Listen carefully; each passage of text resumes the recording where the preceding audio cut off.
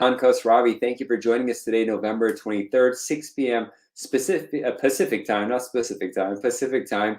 We're here right before Thanksgiving. A lot of people internationally are celebrating along with the United States on this day. Food and with family and all that kind of stuff. We'll see how many people could come on the show. We already have some questions and a small group lined up. But we're here talking about U.S. immigration for educational purposes only, general ideas about the process, and we take from there. A note for those watching live, I do give out free video consultations, 15-minute video consultations for watchers. All you need to do is like, subscribe, and write consultation in the in the comment section. And my wonderful assistant Katrina will name a winner every 10 minutes. So we'll have 3 of these, and then we could take it from there. So just let you know that, and start throwing your questions out for those watching live.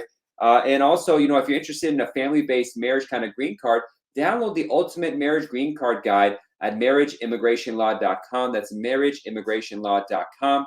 It's a really good guide that really guides you in the process of getting a green card. Even if you're kind of getting other kind of green cards, there's a lot of overlap, so you'll learn a lot about it. Now, I do want to mention we have another show called the Immigration Talks Talk Show, where my associate Anya Sergiva and I talk about different topics in immigration. It's weekly. It's just really hot topics, and we go into a lot more detail. So definitely check that out. It's on the YouTube page at JQK Law. Links are everywhere else, wherever social media for JQK Law is. You can catch it there. But JK Law, the website, the YouTube page is probably the best. Definitely subscribe to the channel, like it, to get more attention, let more people know about the information we have. And with that, let's get it started. All right, so we got a couple questions. First off, Hannah asked, after the asylum interview, how long will it take to get a decision? What's the process if you get accepted? Well, it varies. Usually it doesn't take much time after the interview, but sometimes it takes many, many months, 6, 7 months. So there's no fixed answer to when you have an asylum interview, how long it'll take afterwards to get a decision. Most of the time it's not too long, but sometimes it could be long and still be an approval. And then once it's approved, well, you have asylum status. About a year after that, you could file for a lawful permanent residency, a green card. And then, 4 years after that, potentially you could file for U.S. citizenship. There's a lot of different factors that go into consideration for those, but always possible. Hopefully your interview goes well. You get the asylum status, and you have to file green card fast after that. But that's about it, Hannah. Thank you so much for tuning in and your question. So 29 Super CR Regular has, hi, Attorney Khosravi. Happy Thanksgiving to you and your family. God bless you as well. I hope you got my email today. I did. It's on my to-do list. I had a consultations every hour for the hour today. So it's packed, but I'm definitely going to respond to your email. And thanks for everything you have helped me with tremendously. Have helped me tremendously. God bless you. Hopefully I can help more in the future. Yeah, I'm glad at least your case is coming through the embassy, and keep me posted on the interview. And so I get good news that you got approved at the immigrant visa interview. God bless, and good luck to an SRC. Sam Nas, hi, Mr. John, happy Thanksgiving. Same to you. What documents you need to bring for an N400 interview-based marriage as standard case, no criminal history? What document of U.S. citizen to bring, original or copies? Well, you need to bring originals, essentially. So this is general information I'm giving. Your case may be different, Sam, so I got to say that beforehand. But you definitely want to bring your marriage certificate, original. Your copy probably should have been submitted with the application. If you've been divorced before, your spouse been divorced before, original divorce certificates, copies should have been given in the initial application. If you had any military history, having completion of that or whatever it was, information there. Again, this is general information, not case-specific guidance. So you need to contact the immigration attorney on your own. But along with that, typically not too strict, but evidence that you've been residing together if you're filing for citizenship based on a 3-year status based on marriage. 3 years of tax returns, lease agreements covering where you live together. I typically haven't been seeing them too strict on this or going too much into it. A proof you've been living together. Now, has your I-751 been approved yet or not? And you may have not needed an I-751. So if you had a 2-year green card, did you apply for a 10-year green card? And had that 10-year green card been approved yet? That's some factor I would take in consideration or bring evidence for your relationship. But typically, joint tax returns and lease agreement is all you need to prove that you've been residing together for the 3-year citizenship as opposed to 5 years. Proof of your wife's status, naturalization certificate or passport potentially. Usually they don't need all this stuff, but if you want to be safe, the more you bring, the better. Copies should have been mailed, originals to the interview. If you had mailed copies in, then bring a copy of any original document you bring with you to save the officer the hassle of having to make copies of it. Some officers will happily do it. Some of them will say, I'm just not going to do it, and I'll RFE it. So it just depends on the personality that you get. But good luck, Sam, in your interview.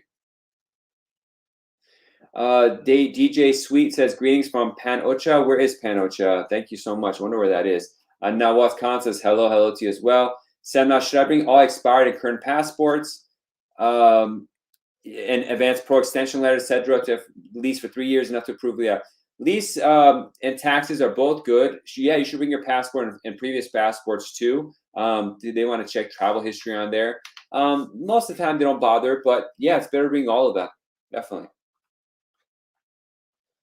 Now, I was asked, after the embassy approval for spouse's visa, it's been 7 months so far. How much longer to wait for interview date? There is no answer to how long interview dates are pending right now. The embassies are slow in processing, so there's no answer to timeline questions after the embassy has documentarily qualified a case.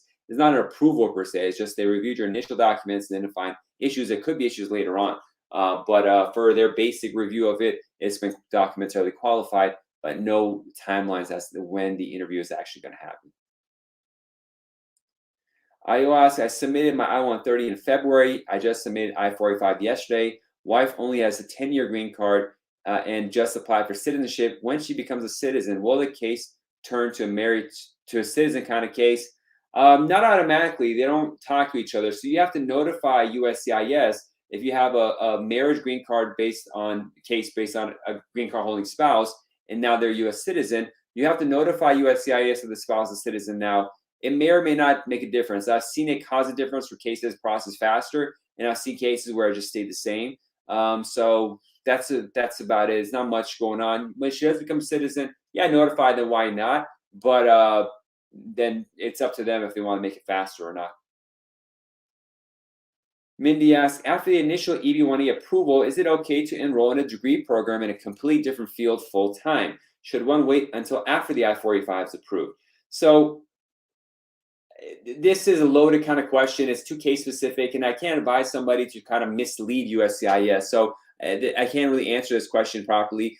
EB-1A is a visa category for a green card based on a person that has extraordinary ability that they have now, and they are going to continue once they become to the United States. So if I've seen cases where people said, I'm going to go to school after I get the green card, and they were almost denied, saying, you're not coming here to go to school. You're coming here to continue in the field of extraordinary ability. So, I can't advise you to lie to USCIS, but you need to continue in your field of extraordinary ability. If something happens in life where you decide to change paths or something like that, that's up to you. You're not stuck. You're not a slave to working in the field you are. But I can't advise you to file a case with that intent or something like that. That's up to you what you want to do, if you want, whichever way you want to go. But that is a weird thing about the EB-1A is the intent is when you get the green card, you continue that work. But sometimes life changes, so you're not stuck with it 100%. So you can make changes. During citizenship interview, they could potentially go into it. Usually they won't, but that's always a thing you might have to discuss. So just have to be prepared for it. That's why it's good to have an immigration attorney. If you have an EB-1A approval, most likely you've had a green card immigration attorney. You can talk with them in private about that. Marlon, one of regulars. Hi, JQK, long time. I was in Jamaica, just came back. Hi, Marlon. Good to hear from you. God bless. Hope you had a good time in Jamaica. Wonderful. Good to hear from you. Thanks for reaching out again. 29 Super C. Any general advice for EB-3 interview attorney Khosravi? Thank you. You're welcome. So I don't typically deal with EB-3 or EB-2 cases, but it's very similar when you're doing consular processing for an immigrant visa case. Primarily, fill out the DS-260 form properly so your information is correct. There's no inconsistencies. And have your civil documents prepared with translations if needed. So birth certificate, marriage certificates, divorce certificates, military records, any unique kind of things that might be needed based on your background. And then when you go to the interview, be prepared to be able to talk about what your skill is that you're bringing the company is, so they don't think this is some sort of fake job and you don't know what the job requires and stuff. But I think in your case, you have experience working with this company in the past, so there's less of a doubt about that. But for general kind of people who are watching this, you don't want to go to your interview. And obviously if it's, I'm saying this to a person that has a valid, honest case, not a person who's scamming, but you don't want to go and not be able to answer questions about who the company is that's hiring you what your work is, what you expect it to entail, how much money you expect to make. You got to know these details because these are details that should have been negotiated with a company with regards to your contract and how much you're making. But also, you know, if you go to work for somebody, you want to know what their name is, what their address is, or maybe memorizing the address not as important, but know where they are, what they do, what their history is, so you can explain to them and be able to show that. So that's something to keep in mind on these kind of cases. Paranoid Android, another regular ask, as an O1 with a U.S. agent for multiple employers, can I be paid by a foreign non-U.S. company with U.S. address, only U.S.-based companies? I'm not an O1 attorney. If it's in your itinerary, you could do whatever, frankly. But I'm not an O1 specialist. This is an extraordinary ability visa for people coming to work temporarily in like an extraordinary visa kind of case. But I would say, you know, talk with an O1 attorney in private about planning this out. This is too case specific. There's some guidance we give, but it's not appropriate in a public forum to plan this out. So I would just say best to talk with an attorney. I wouldn't be a resource for that myself, but definitely talk with the attorney in private. So what's the present wait time for I-175? I don't even know what the form. You might be saying I-751. The form you probably mean form I-751, not I-175.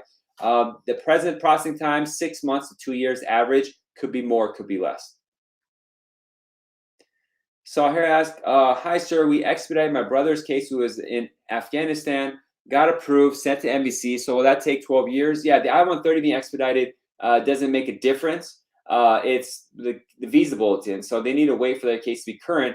So I expedite I-130. I mean, it depends on what it is. It's a marriage case or your brother's a minor and a parent that's a U.S. citizen filed for them or something like that. Yeah, but I don't know exactly who submitted the petition. But generally expediting the I-130, that doesn't make a difference. They still need to wait at the embassy, unfortunately. Hen asked, do you have any idea why the EAD is taking so long to renew? USCIS is having major issues with renewing, even giving the initial EAD or work permit, as well as renewing it. There's lawsuits on it which have sped it up. So I don't know what category EAD you're doing, but for example, the H4, the L2, the E visa can pretty much been sped up to, or they have automatic extension. So I'm not sure if that's the category you're going under. Or for other ones, yeah, you could try filing a lawsuit. It's urgent. A lawsuit costs money too, so I'm not sure if that's a good match for you. But it's a big issue that USCIS is having, massive delays for EADs. And as I said, there's a lot of lawsuits going on about this, but it's a very harsh thing that's really hurting a lot of families. Says, I recently filed for adjustment of status through marriage to a U.S. citizen. I also got a job offer, and they just applied for a no-cap H-1B for me. Do these two cases affect one another in any way? Not really. Probably it's no-cap H-1B, so it's not a bad idea. But just got to make sure that information is consistent in there. But they don't normally touch each other. I can't say for sure because I don't know the details of your case or your background, so I can't give you like a for sure kind of thing. But not really. They usually don't. And a lot of time the H-1B is just not necessary because if you have a marriage adjustment through U.S. citizen, depending on what city you're probably gonna get your visa, and H-1B was overkill and it's wasting money. But it's not a bad thing. Why not have it? But so I want to say my assistant Katrina said you are a winner for our free raffle. So take a screenshot of wherever you're watching this and email it to me at info@jqqlaw.com. That's info@jqqlaw.com.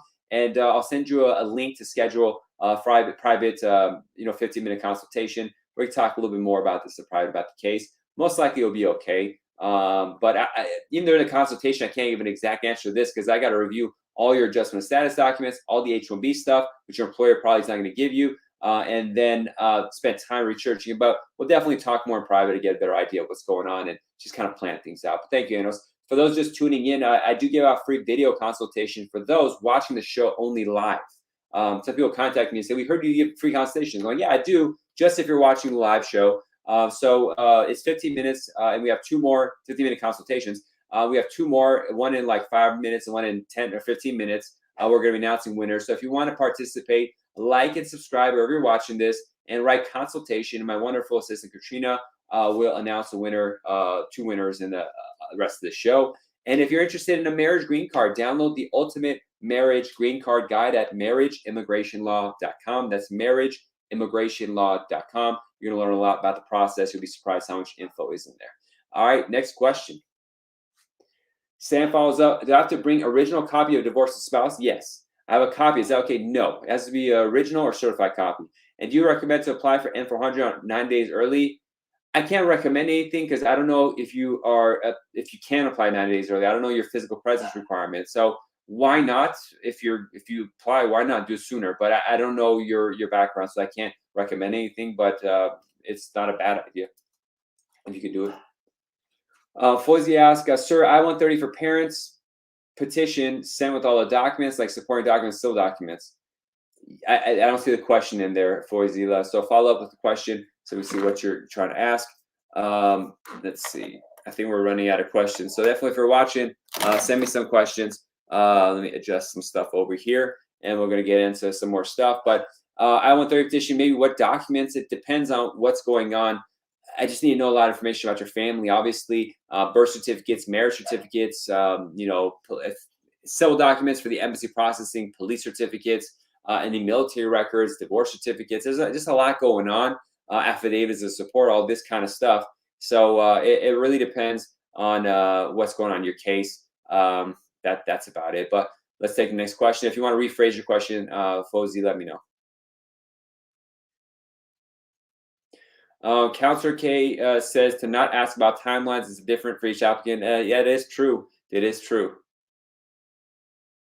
Al-Samans asks, in removal since 2014 for overstay and VE 24 because I have to unsuccessfully abuse marriages. Okay, I don't know. That's too complex to be able to hear. Definitely contact an attorney in private. I don't handle removal proceeding cases, so I would recommend consulting another firm. I wouldn't be able to help you with that. IO, one of our regulars, how long might it take for an interview for I-485 if married to a green card holder?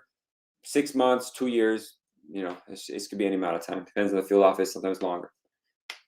29 Super C, great. Yep, the company attorney advised to know your job, role, salary on job. This is for an employment-based consular processing interview for green card and where the headquarters of the company is located. So your advice is spot on. Hope your turkey tastes great tomorrow. Thank you so much. So yeah, you got to be prepared. So when you go to any interview with USCIS, I had a couple that came, the case was denied, and they thought, okay, we're married, just go to the interview, and they hadn't practiced, they hadn't prepared, they didn't bring all the documents, didn't know all the details of like thinking it through of when exactly they met. They just knew they met 2 years ago, but what month it was, remembering what restaurant they went to first. They're kind of spacey on it. The officer didn't believe and deny their case. And they came to me. I'm like, well, you should know this stuff. They're like, well, we're married. We just thought it's okay. I'm like, yeah, it is okay. Most of the time, couples remember this stuff, but sometimes you have different memories of something too, of how something happened. So it's very important to practice this kind of stuff and be prepared for the kind of questions that could come up. And I'm glad you're doing that, during that Super C. You're doing it right. Also, someone asked, USCIS claimed I'm fake, but I am. So do you believe I stay here or leave? Your question, first of all, doesn't make sense, but at the same time, I can't answer. This is way too serious an issue to be able to just do on a live educational show like this. So you need to have private counsel. Hannah says, thank you and happy Thanksgiving to your family. God bless you. Same to you. Mindy asks, should I send the I-693 with the I-485 at the same time? Is there a disadvantage of sending it separately later? So I-693 is the medical checkup that comes with a green card application in the United States. It is possible to submit it with the green card application. It just depends on if you want to do that or not. The I-693, if properly submitted, is valid for 2 years. If your case is going to take longer than 2 years to be approved, and sometimes it does take that long, then it's going to get expired and you'll have to do a new one. So I typically tell clients, it depends on what kind of case you have. And Mindy, I can't recall what we talked a little bit at the first of the show, but I can't recall what kind of case you have. These go EB-1A. So I'm not sure when your EB-1A green card is going to be approved. So I typically wait for USCIS. I submit the I-485 and wait for them to send a request for the medical, and then I mail it to them. But you might want to do it differently. It's up to you how you want to do it. There's different tactics. Some lawyers submit it with the I-485, some don't. I just do it on a case-by-case basis. I don't know your country of birth, so I don't know what your place is in the visa bulletin. I think they're all current right now, visa bulletin for EB-1A. But I just need to know more background and to be able to kind of judge this. And it's random, so it's going to be at the end of the day up to you. if you want to do the medical checkup and submit it with the I-485. But what is important if you're going to do that is the doctor's signature on the I-693 must be within 2 months of the filing date of the Form I-485. And that sometimes is problematic. So let's say you go to the doctor and a month later you submit the I-485, it goes to USCIS, there's some sort of error with the case, and they return it to you and you have to resubmit it. But by the time you realize there was an error and they return it to you, 2 months have gone and that medical is expired and you have to do a new one. This kind of stuff pops up. So that's a factor to take into consideration. But looking at it, yeah, every country is current on a visa bulletin for EB-1A, so it shouldn't take that long, but who knows? Who knows with USCIS how long cases are going to take. Now, Mindy, I do want to announce my wonderful assistant, Katrina, has named you as our winner for our current raffle. So take a screenshot of your watching this so I can see your username and know it's you, and email it to me at info@jqqlaw.com, info@jqqlaw.com, and I'll reply with information on how to do the free 15-minute video consultation. And for those just tuning in, we have one more raffle for a free video consultation, 15 minutes for those watching live. All you got to do is like and subscribe, and write consultation as a comment, and wonderful assistant Katrina will name a person about 8 or 9 minutes, and they'll be the winner for our final third free video consultation giveaway for this session. So Sam, now sorry, divorced copy of my spouse from our previous marriage, not for me. Yeah, all divorce certificates you should have certified original copies. They want to make sure all the divorces in a citizenship case, in general, when you're going to file for a case and you're married, for example, based on marriage, or you're going to do marriage, just in general, in the U.S., you're only allowed to have one spouse at a time. And so you might got to make sure that the previous marriages for you or your spouse have ended before a new marriage comes into place. And sometimes I've seen cases where someone thought they got a divorce, but it wasn't properly done, and then they got married, and all of a sudden they're married to 2 people at once because the previous divorce wasn't finalized, and they got a second marriage. And then at citizenship, they realize this, and then they lose their green card and potentially deportation. So they want to check to make sure all the divorce timelines and marriage timelines are correct. So you need to bring them all to be safe. Hen asked, in the interview in my asylum case, I make a lot of changes in my application statement. During the interview, if I say the truth, do you think it will get against me? Hannah, this is too complex. You need to talk with your asylum attorney. This is not something I could answer here about general stuff like this. Wouldn't be appropriate. So definitely consult an attorney in private on that. Nicole asked, my husband passed his citizenship exam yesterday. Congratulations. And he takes his oath ceremony December 9th. Wonderful, wonderful. Going to be a citizen. Nicole, thank you so much for watching and telling me. That's wonderful news. It's a big deal. Mike asked, what happened if one submits unknowingly to a fake divorce decree submit documents to USCIS? Can the person claim ignorance? I don't know, Mike, this is too case specific. I don't know how you get a fake divorce decree and submit that. This is not something I can answer here. Mindy says, yes, they're all current for South Korea. Yeah, so it should be fast, but you never know USCIS. 9 cases will be fast, and then one of them takes 3 years. So it's just it's hard answering a lot of these questions because you never know how they're going to deal with them. But if you do your medical quick and submit the I-485 quick, and it don't take more than 2 years, yeah, why not? Why not get out of the way? It might be a good thing to do. Just get it done faster.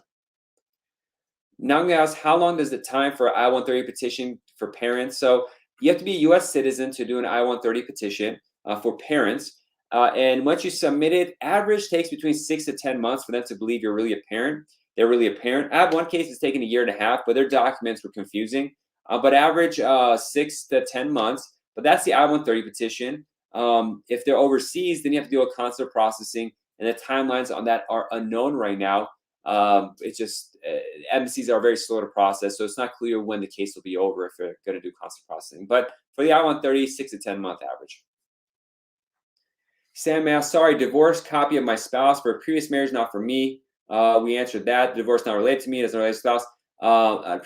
So I explained the whole situation, Sam. They want to make sure all the marriages and divorce were properly started, ended, so that you're not married to multiple people. So you do need to bring your spouse's previous spouse divorce certificates.